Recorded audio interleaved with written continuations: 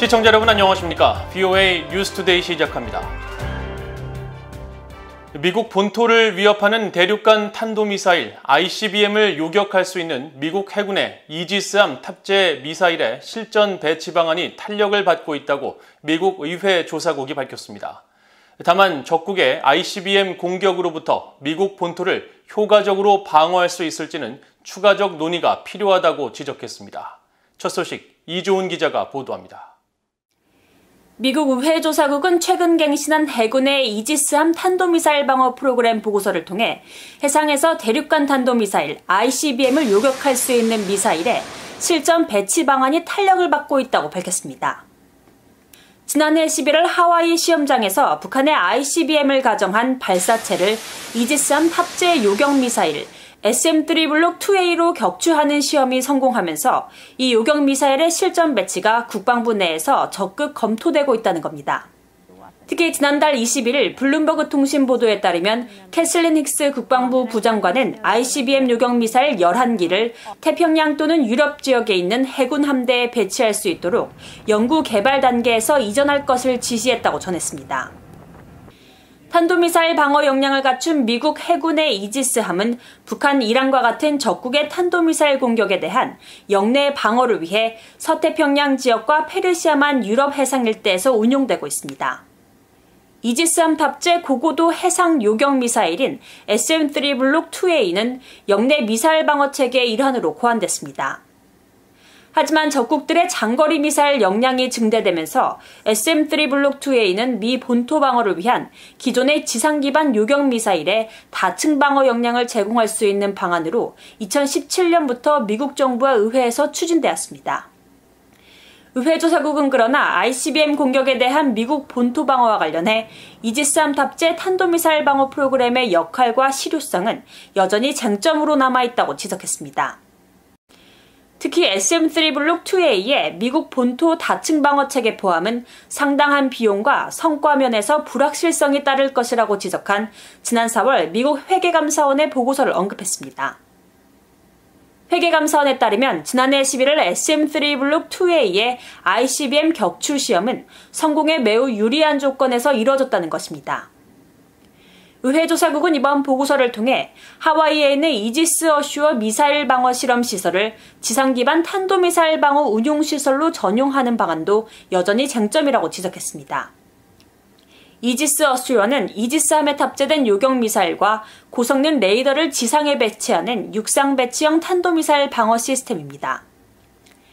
이런 가운데 미사일방어청은 최근 의회에 제출한 예산안을 통해 이지스함 탄도미사일 프로그램 조달과 연구 개발을 위해 16억 4,790만 달러의 예산 지원을 요청했습니다. 이 가운데 SM-3 블록 2A는 2억 9,530만 달러를 차지합니다. 의회 조사국은 이 같은 내용을 전하면서 이지스함 탄도미사일 방어 예산 승인과 관련해 의회는 영내 동맹국의 기여도를 비교해야 한다고 지적했습니다. VOA 뉴스 이존입니다. 미국은 한반도 안보 사항과 동맹인 한국에 대한 미국의 방위 약속 충족에 초점을 맞춰 나갈 것이라고 미국 국방부가 밝혔습니다. 존 커비 미국 국방부 대변인은 2일 정례브리핑에서 최근 미국 하원 의회에서 초당적으로 주한미군 감축을 제안하면서 규모 하한선을 현행 28,500명에서 22,000명으로 낮춘 법안이 발의된 데 대한 국방부의 입장을 묻는 질문에 의회의 입법 활동에 대해 논평을 하지 않을 것이라면서 해당 법안이 통과되면 국방부는 법을 준수할 것이라고 말했습니다. 커비 대변인은 그러면서 국방부는 미한 동맹에 전적으로 전념하고 있으며 주한미군이 오늘 밤 당장 싸울 수 있는 준비태세를 강조하는 것처럼 한반도에서의 적절한 준비태세를 갖추기 위해 노력하고 있다고 강조했습니다. 아울러 국방부는 미국의 안보 요구사항과 한국에 대한 미국의 방위 약속을 충족시키는 데 초점을 맞추고 있다면서 해당 법은 미국의 글로벌 군사태세와 한반도에서의 자원활동과 권리 등을 검토할 수 있는 기회를 제공할 것이며 국방부는 이에 따라 인도태평양 영내 위협과 당면 과제 등 미국이 추구하는 전략을 제고하게 될 것이라고 밝혔습니다. 영국이 유럽연합 EU 탈퇴 이후에도 EU와 동일한 대북 수입 제재를 시행하고 있다고 밝혔습니다. 영국은 대북 제재가 북한의 금지된 무기 프로그램 역량을 억제하고 한반도의 평화와 안정을 증진하기 위한 것이라고 설명했습니다. 박형주 기자가 보도합니다.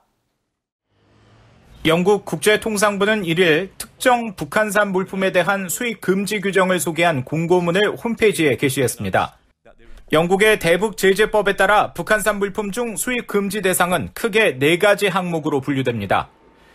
먼저 무기류와 관련 물자, 이중용도 물품, 기타 무기와 대량 살상 무기, WMD 관련 물자 등은 북한이 원산지인 경우뿐 아니라 다른 곳에서 위탁 생산된 경우도 수입이 금지됩니다. 또 북한 외에 다른 나라의 무장병력의 작전 역량을 지원 또는 향상할 수 있는 북한산 군수 물자는 식품과 의약품 외에 수입할 수 없습니다. 이와 함께 북한에서 위탁하거나 생산한 석탄, 철광석, 구리, 납 등 광물, 식품과 농산물, 사치품, 기계, 전자장비, 석유 제품, 해산물, 조각상, 섬유, 선박, 목재 등도 수입 금지 품목입니다. 북한 정부 인사들이 직간접적으로 소유 통제하거나 이들이 위탁 생산한 금과 다이아몬드 등 귀금속도 수입할 수 없습니다. 다만 북한을 오가는 사람의 개인 소지품, 북한 내 외교 공간과 국제기구 등 공무상 용도, 북한 주재 외교관 등의 개인 소지품, 또 국가안보에 부합하거나 영국 등에서 중대범죄 예방이나 탐지를 위해 필요한 것으로 공인된 경우는 예외입니다. 이처럼 면제 대상이 아닌 북한산 수입 금지 품목을 수입하기 위해서는 영국 국제통상부로부터 면허를 발급받아야 하며 영국의 북한 제재 규정 2019를 위반할 경우 최고 10년의 징역형을 받을 수 있습니다. 영국 국제통상부는 영국이 유럽연합 공식 탈퇴, 즉 브렉시트를 앞두고 2019년 3월 자체적으로 북한 제재 규정 2019를 제정했고 이 법이 올해 1월부터 기존의 EU 관련 법규를 대체해 실질적으로 동일한 효력과 함께 시행되고 있다고 밝혔습니다. 또 이 법이 2006년 채택된 1718호부터 2017년 12월 채택된 23975까지 총 10건의 유엔 안보리 대북 결의에 따른 영국의 의무를 이행하기 위해 금융, 무역, 운송, 이주 제재를 부과하고 있다고 설명했습니다. 그러면서 이런 제재 체제는 금지된 프로그램을 지속하는 북한의 역량을 억제하고 무기 등 북한의 금지된 프로그램의 포기와 해체를 촉진하며 한반도의 평화, 안보와 안정을 증진하기 위한 목적이라고 강조했습니다. 앞서 영국 정부는 지난해 7월 세계 인권 제재 법규 2020을 제정하고 이에 따른 첫 조치로 북한의 정치범 수용소 운영과 연관된 북한 공안기관 2곳을 제재한 바 있습니다. 영국 국제통상부 관계자는 2일 VOA에 이번 공고문과 관련해 새로운 추가 정보는 포함되지 않았지만 기존 일반에 공개된 정보를 강화하는 차원이라고 설명했습니다. VOA 뉴스 박형주입니다. 북한이 지난 10년간 미사일 개발 분야에서 가장 큰 위협을 제공했으며 미사일과 우주 분야에 대한 지속적인 투자로 동북아 영내 안보 환경 변화를 촉발할 가능성이 있다고 미국의 민간 연구단체가 지적했습니다. 미국의 민간 연구단체인 전략국제문제연구소 CSIS는 2일 공개한 동북아 지역 과학혁신 동향의 지정학적 시사점을 다룬 보고서에서 북한은 여러 산업적인 한계에도 불구하고 미사일 시스템 구축 야망을 추구하는 데 주저하지 않고 있다면서 이같이 지적했습니다. 또 북한은 사이버 공간에서도 위협적인 존재로 부상했으며 미국과 한국, 일본 등은 북한과 중국으로부터 매일같이 사이버 공격을 받고 있다면서 북한이 7,000명 이상의 해커를 동원할 수 있는 능력을 갖추고 있으며 사이버 공격을 통한 금전적 이득을 얻는 데 초점을 맞추고 있다고 분석했습니다. 보고서는 또 최근 몇 년 동안 북한의 핵과 미사일, 사이버 공격 역량이 진전됨에 따라 한국에서는 북한이 최우선 해결 과제로 여겨지고 있다면서 다만 한국은 북한과 더불어 중국의 위협을 상대해달라는 동맹의 요청을 받고 있으며 이는 전통적 미한 관계에 초점을 바꾸는 계기가 될 수 있다고 전망했습니다. 한국 정부가 최근 신종 코로나 바이러스 확산세와 관련해 중대 위기에 처했다고 밝혔습니다. 한국의 김부겸 국무총리는 2일 정부 서울청사에서 발표한 코로나 방역 관련 대국민 담화문을 통해 지난 1년 반 동안 모든 국민이 고통을 감내하며 힘들게 쌓아온 방역이 중대한 위기에 처했다면서 방역 대응을 강화해야 한다고 말했습니다. 김 총리는 특히 정부는 지자체와 긴밀히 협의해 언제라도 거리 두기 단계를 상향하는 한편 실효성 있는 방역 조치를 추가로 강구할 것이라면서 전체 확진자에서 수도권이 차지하는 비중이 사흘 연속 80%를 넘고 있고 전파력이 강한 델타 변이 바이러스 감염의 90%가 수도권에서 발생하고 있다고 밝혔습니다.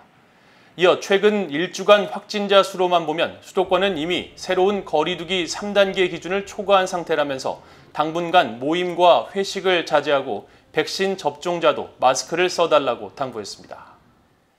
이상으로 BOA 뉴스투데이를 모두 마칩니다. 시청해주신 여러분 고맙습니다.